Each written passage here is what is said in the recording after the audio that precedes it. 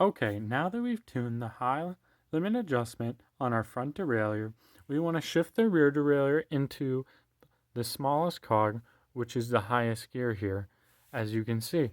And then we're going to want to try and shift the front derailleur onto the largest cog and the highest gear.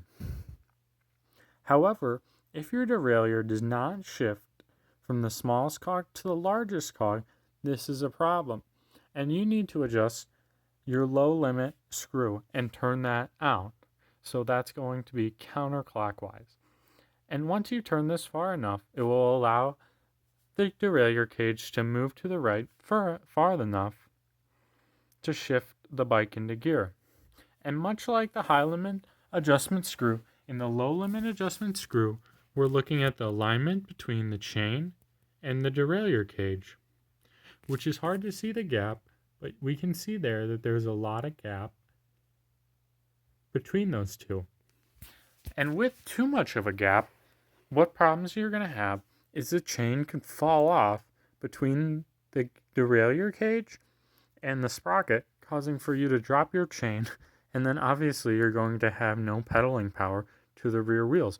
So we want to make sure that gap is as small as possible between the cage and the chain without it rubbing. How we do that is we're going to adjust the low limit screw and turning it clockwise, as we can see, this is going to move the derailleur cage closer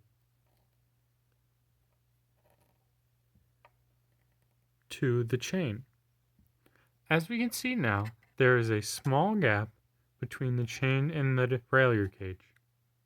This is good so there are not drops. However, there is still space between them so they do not rub together.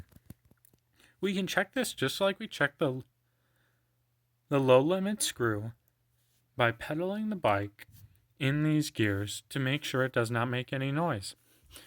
If the fit is too close between the chain and this rear derailleur, we are going to need to loosen this screw. And we will hear the clanking between the chain and the derailleur cage if this occurs. So we always want to have our ears open with how we can troubleshoot the problem. And once again, remember that if this gap is too large, a byproduct will be your chain falling off. And if that happens, you're going to need to tighten this screw. So you need to be a little knowledgeable on the types of issues that can arise when adjusting the high limit screw so you can troubleshoot properly.